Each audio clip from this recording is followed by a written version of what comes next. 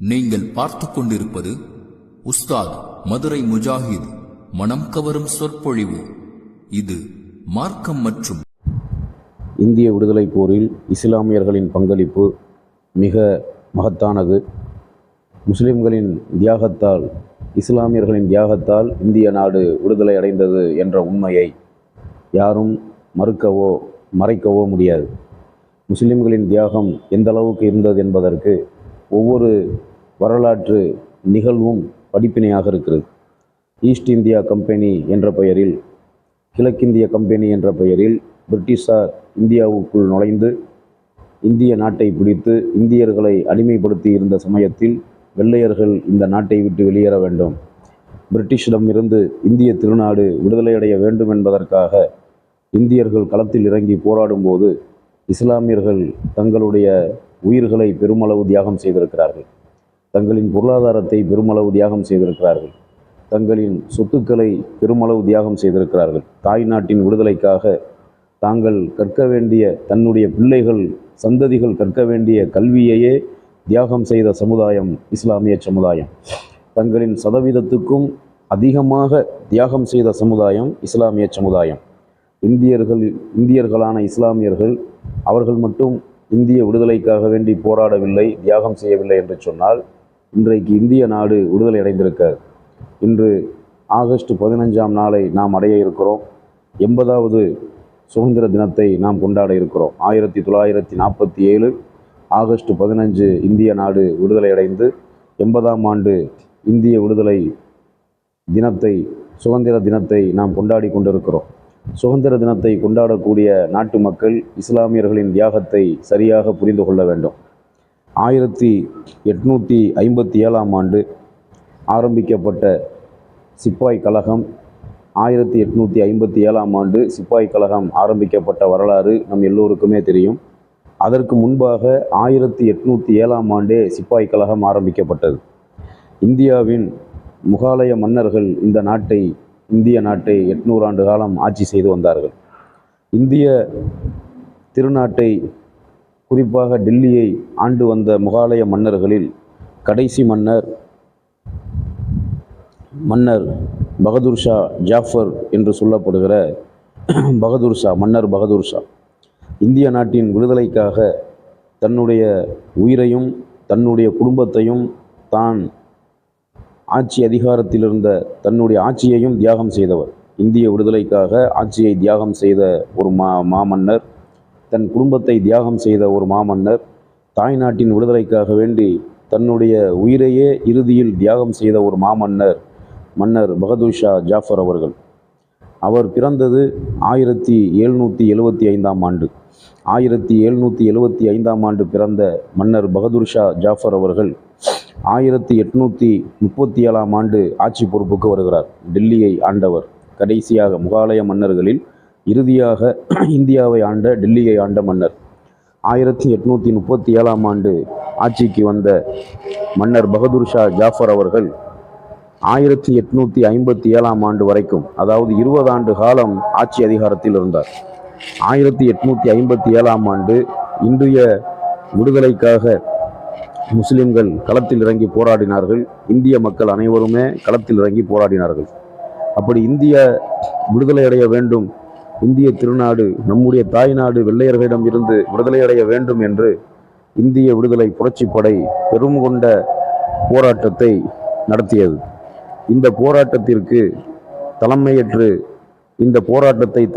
நடத்துவதற்கு 80 வயதை கடந்த, அதாவது 82, 83 வயதை கடந்த மன்னர் பகதூர் ஷா ஜாஃபர் அவர்களை தேர்வு செய்தது இந்திய விடுதலை புரட்சிப்படை. அந்த இந்திய விடுதலை புரட்சிப்படைக்கு தலைமையேற்று 83, 84 வயது முதியவரான மன்னர் பகதூர் ஷா ஜாஃபர் அவர்கள் புரட்சிப்படைக்கு தலைமையேற்று அதை வழிநடத்தியவர். இந்திய போராட்ட வீரியத்தை கண்டு இந்தியர்கள் வெள்ளையர்களை எதிர்த்து, அந்த பிரிட்டிஷ் சாம்ராஜ்யத்தை எதிர்த்து இந்திய விடுதலை புரட்சிப்படை போராடியதை கண்டு அந்த ஒட்டுமொத்த பிரிட்டிஷ் படையும் பிரிட்டிஷ் அரசாங்கமும் பயந்தது. மன்னர் பகதூர் ஷா அவர்கள்தான் இதற்கு தலைமையேற்று இதை நடத்தி கொண்டிருக்கிறார் என்று பயந்து நடுங்கியது மன்னர் பகதூர் ஷாவை கண்டு. இதை கண்டு பயந்து நடுங்கிய பிரிட்டிஷ் அரசு இதற்கு ஒரு முடிவு கட்ட வேண்டும் என்று திட்டமிட்டு டெல்லியை நோக்கி பெரும் படையை திரட்டி கொண்டு வருகிறது. ஆங்கிலேய அரசை எதிர்த்து வந்த மன்னர் பகதூர் ஷா அவர்களின் அரியணை கைப்பற்றப்படுகிறது. டெல்லியை துரோகத்தால் அவருடைய ஆட்சி வீழ்ச்சியை சந்திக்கிறது. மன்னர் பகதூர் ஷா அவர்கள் சில துரோகத்தாலும் எதிரிகளின் கடுமையான தாக்குதலாலும் ஆட்சியை விட்டு அகற்றப்படுகிறார். பிறகு தன்னுடைய குடும்பத்தோடு அவர் டெல்லியிலிருந்து கிளம்பி ஹுமாயூன் கல்லறையில் அவர் குடும்பத்தோடு தஞ்சமடைகிறார். மன்னர் பகதூர் ஷா அவர்கள் தன்னுடைய குடும்பத்தோடு ஹுமாயூன் கல்லறையில் ஹுமாயூன் சமாதியில அவர் தஞ்சமடைந்தார் என்ற வரலாறு நமக்கு படிப்பினையாக இருக்கிறது. அப்போ ஹுமாயூன் கல்லறையில் தஞ்சமடைந்த மன்னர் பகதூர் ஷா அவர்கள் இறுதியாக கைது செய்யப்படுகிறார். கைது செய்யப்பட்டு சிறையிலே அடைக்கப்படுகிறார். அப்பொழுது வில்லியம் ஹட்சன் என்று சொல்லப்படுகிற பிரிட்டிஷ் அதிகாரி ஹூனி தர்வாசா என்ற இடத்தில் வைத்து மன்னர் பகதூர் ஷா அவர்களின் இரு மகன்களையும் பேரனையும் சுட்டுக் கொள்கிறான். பிரிட்டிஷ் அதிகாரத்தின் முக்கிய அதிகாரியாக இருந்த வில்லியம் ஹட்சன் என்ற பிரிட்டிஷ் அதிகாரி அந்த பகதூர் ஷா அவர்களை சிறையில் அடைத்த பிறகு ஹூனி தர்வாசா என்ற இடத்தில் வைத்து மன்னர் பகதூர் ஷா அவர்களின் இரு மகன்களையும் பேரனையும் சுட்டுக் கொள்கிறான். பிறகு அந்த சுட்டு கொல்லப்பட்ட இரு மகன்கள் பகதூர் ஷா அவர்களின் இரு மகன்களின் தலையையும் துண்டாக வெட்டி ஒரு தட்டில் வைத்து அந்த தட்டை துணியை போட்டு மூடி சிறையில் அடைக்கப்பட்டிருந்த பகதூர் ஷா அவர்களிடம் காண்பிக்கின்றான். உனக்கு எங்கள் அரசாங்கத்தை எதிர்த்து போராட்டம் நடத்திய, எங்கள் பிரிட்டிஷ் சாம்ராஜ்யத்தை எதிர்த்து போராடிய உனக்கு நாங்கள் தரக்கூடிய பரிசு இதுதான் என்று ஒரு தட்டை கொண்டாந்து நீட்டுகிறான். அந்த தட்டு திரையிடப்பட்டிருக்கிறது, துணியால் மூடப்பட்டிருக்கிறது. துணியை விலக்கி பார்த்தால் தன்னுடைய இரண்டு பாசத்துக்குரிய மகன்களின் தலையும் துண்டாக வெட்டப்பட்டு இரண்டு தலையும் அந்த தட்டிலே வைக்கப்பட்டு இருக்கிறது. சிறையில் அடைக்கப்பட்டிருந்த 85 வயதை கடந்த முதியவரான மன்னர் பகதூர் ஷா ஜாஃபர் அவர்கள் இதை கண்டு சற்றும் பயப்படாமல், கண் கலங்காமல் தைரியமாக அந்த வில்லியம் ஹட்சன் என்ற அதிகாரியை நேருக்கு நேராக பார்த்து முறைத்து கொஞ்சம் கூட பயப்படாமல், கண் கலங்காமல் அவர் சொன்ன ஒரு வார்த்தை, தன் தாய் நாட்டுக்காக, தன்னுடைய தாய் நாட்டின் விடுதலைக்காக முகாலயர்கள் தியாகம் செய்து, இந்த முகாலய ஆட்சியாளனின் இளவரசர்கள் தன்னுடைய தந்தையை தியாகிகளாக இப்படித்தான் சந்திப்பார்கள் என்று அவன் முன்பு தைரியமாக சிங்கத்தை போன்று கர்ஜிக்கிறார். என் மகன்கள் இந்த இரு பிள்ளைகளும் கொல்லப்பட்டது தாய் நாட்டுக்காக, தாய் நாட்டின் விடுதலைக்காக. முகாலயர்கள் தியாகிகளாகத்தான் தன்னுடைய தந்தையை சந்திப்பதற்கு தன் தந்தையின் முன்பு தியாகிகளாகத்தான் வருவார்கள் என்று தைரியமாக அவனை கண்டு அவன் நடுங்குகிற அளவுக்கு இந்த வார்த்தையை பேசுகிறார். பிறகு பிரிட்டிஷ் அரசாங்கம் மன்னர் பகதூர் ஷா ஜாஃபர் அவர்களை நாடு கடத்துகிறது. பர்மாவுக்கு நாடு கடத்தப்பட்ட மன்னர் பகதூர் ஷா அவர்கள் பர்மாவிலேயே மரணமடைகிறார். 1862ஆம் ஆண்டு நவம்பர் 7ஆம் தேதி மன்னர் பகதூர் ஷா ஜாஃபர் அவர்கள் அந்த பர்மா சிறையில் மரணமடைகிறார். அவர் தான் ஆட்சியை இழந்தோமே என்று கவலைப்படவில்லை.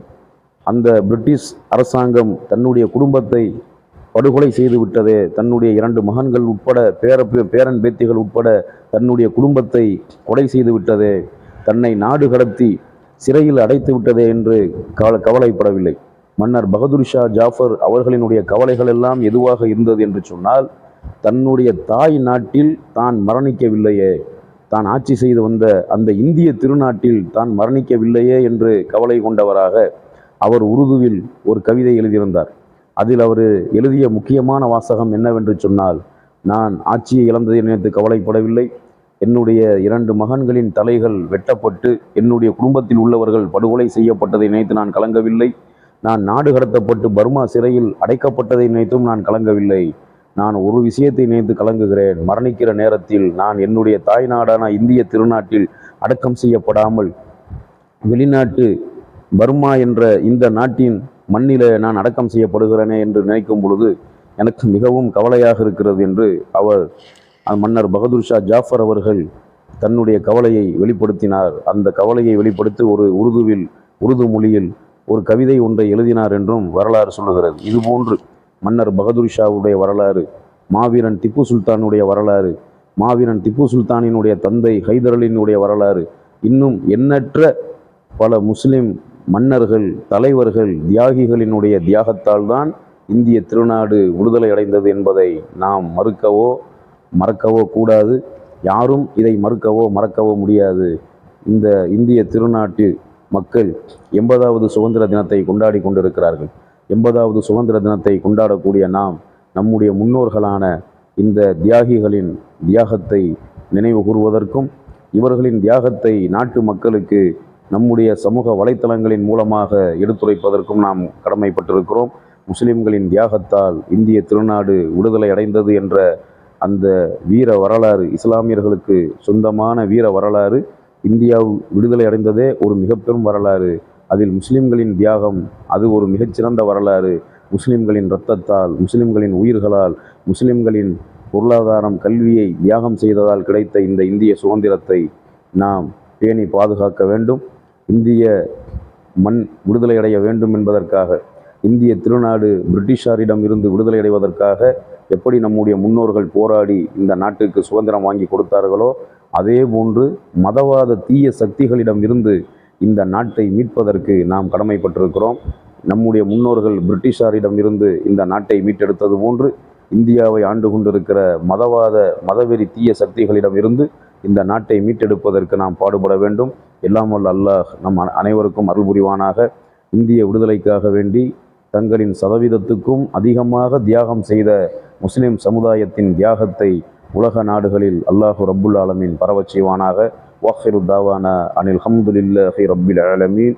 அஸ்ஸலாமு அலைக்கும் வரஹ்மத்துல்லாஹி வபரகாத்துஹு.